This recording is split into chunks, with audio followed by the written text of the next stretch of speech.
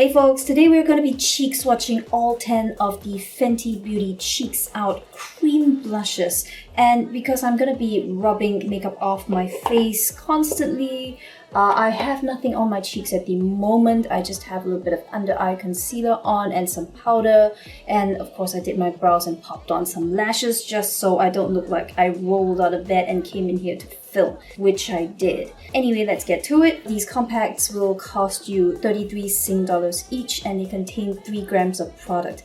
Now I saw a few people complaining about how small they are and whether they're worth the money or not, but to be really honest, 3 grams for a cheek cream is quite a lot of product. Now, unless you're really smearing these all over on your cheeks and your lips and everything else, which I will try on for you later, it is going to last you quite a while. To put things in perspective, there are some lipsticks that contain 1 gram of product.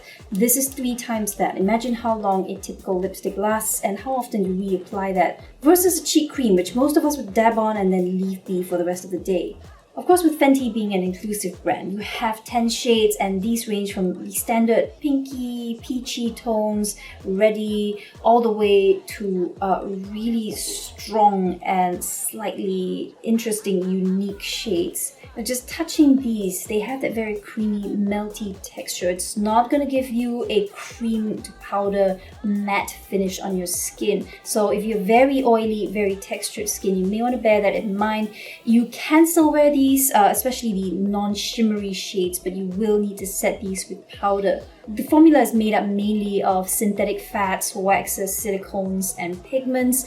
I don't see anything that would be comedogenic, but then again, some people have really congestion-prone skin that just has a problem with anything creamy, so you may want to be careful and just test this on a small area. The Cheeks Out collection also launched with a series of bronzers, and I have 3 with me today. I'm not going to be swatching these on my cheeks simply because they are very different tones and I would have to be applying them in very different ways. Now with Amber, this is the grey taupe tone. Obviously this would be a perfect contour color. You wouldn't use this to bronze yourself all over because it would look so strange. It would be quite grey. Now for shades like Macchiato and Teddy, these are more typical warm-toned, brown-toned, melanin-toned bronzers, and I would usually be applying these across the cheeks, light layer all over, a little bit similar to Chanel's Bronzer Universal. I would not be using these to contour with because they would look really strange. You have these brown Snickers bar stripes down your cheek. So because I'm going to go quick today, I'm not going to be swatching these. Quick note before I begin, I do have a Fenty 125 face brush with me, but because there are 10 shades to swatch today, I am not going to be using this. There's just no way to clean it between uses, and I don't want to muddy up the colors. I'll be using my fingers, and the good news is if you don't own a brush, you'll know how they go on. If you do own a brush, they will probably blend on easier. Shade number 1 is FUEGO blush, and this is that gorgeous sunset orangey gold amber tone. Now if you have a tan to deeper skin tone, this will be a gorgeous highlight shade. If you have pale to medium skin, this is going to come off almost like an orangey, very subtle blush.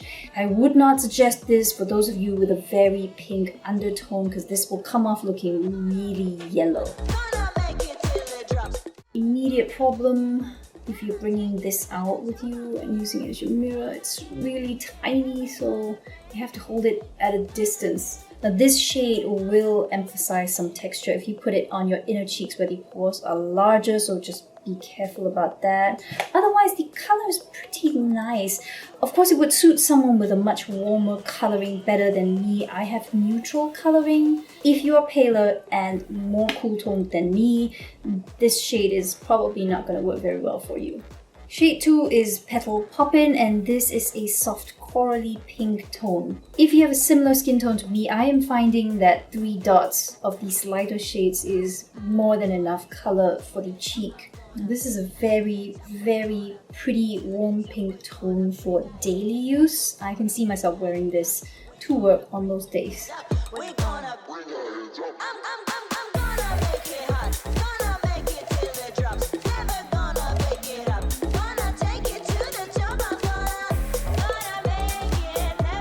Shade 3 is Bikini Martini. This would look really pretty if you have pale cool toned skin. However, even if you have slightly warmer toned skin, this would really stand out against your skin in that really pink bubblegum Barbie-esque kind of a way. So it is a slightly more dramatic color. I am not too sure if this would look good if you have a deeper skin tone, because it could look a little bit ashy and a little bit washed out. This looks like a really fun candy tone pink, and you definitely can help to pull it off if you apply a little bit on your lips as well. Shade 4 is Crush on Cupid, and this is a deeper, almost fuchsia tone pink, and it looks pretty intense, but I would guess that this is one of those shades that will work on a wide range of skin tones depending on how much you apply. Now, if you have light to medium skin tone, this is a perfect daily kind of a color you can just dab on and go. You don't have to think too much, you don't have to blend too hard. And even though it looks like it might be on the cooler end of things, trust me, this will look good on yellow toned skins as well. Shade 5, Strawberry Drip. Now this is like the warmer watermelon colored sister of the previous shade. I can see a lot of girls in Asia liking this purely as a lip color on its own, but it is very pretty worn together on the cheeks as well. Now I do believe even if you have a deeper skin tone, this would make a really fun, almost neon kind of a coral shade on your cheeks and lips. Number 6, Daiquiri Lip is an intense watermelon red. Now I believe this would look fantastic on deeper skins. If you have lighter skin, you want to be really light-handed with this, unless you're really going for that avant-garde red cheek look. Now for purposes of comparison, I wanted to apply a similar amount of each shade so you can see the intensity. However, this is definitely way more intense than I would need. So if you have a lighter skin tone, I would go with 2 dots max. 6 shades in, and you can see my fingers are already stained. It doesn't matter that I'm wiping them with hardcore makeup removal wipes. It's not coming off. Shade number 7, Drama Class. Now this one I am especially excited about. I know it's a scary looking shade for a lot of you, but sometimes you just need to take the plunge and try it on once.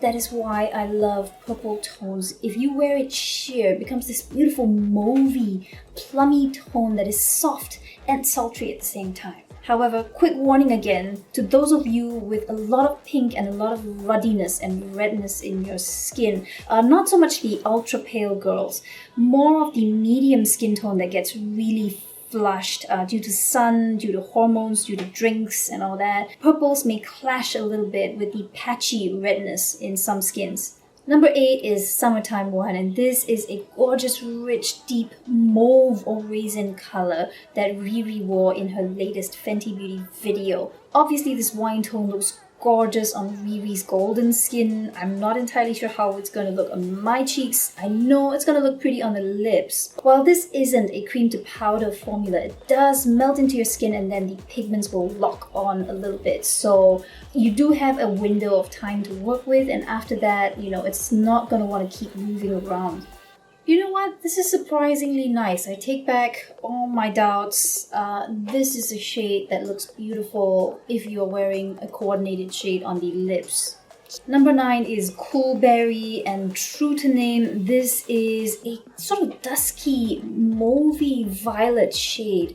Raisin is probably what I would call it. It does have a pearlescence running through it, so it's not going to be a flat, solid color like most of the rest. Again, surprisingly nice. I was worried that this would be a little bit too grey, too taupe-based to look nice on the skin, but it is just sheer enough. It's plum, but it doesn't go grey, which is so lovely on the skin. Final shade is number 10, Rosé Latte. It is so rich, it is so yummy looking, and I am so terrified of wearing this on my cheeks. And my mouth was open as I was blending this because I was shocked just how nice it looked on the skin. This is where I pause to say I am missing a clip at the end. I do love this shade. It is an amazing, beautiful chestnut rose color. So you have neutral to slightly warm undertones and you are looking for a brown that is not too brown. This is a beautiful, beautiful option. And that's it. I hope you guys found this helpful. I definitely suggest checking out this range because it's a very nice happy medium between too creamy and too dry. Now the really matte ones, obviously they will work on an oilier skin, but for me, you might as well just use a powder blush. It's a little bit easier to control. You don't shift any concealer or foundation around if you are concealing something, and it just defeats the purpose of using a cream product if you want that ultra matte look. On the other hand, with the really creamy, really fatty formulas, those have a tendency to slip and smear around throughout the day, whereas these do lock on after a while, and especially if you do set with a tiny bit of powder, if you have oily skin only, then these will last for the whole day. I personally like a little bit of a glow as long as it doesn't shift around when I touch my face, so these are right up my alley. As always, I hope you guys had fun. I will see you in the next one. Bye.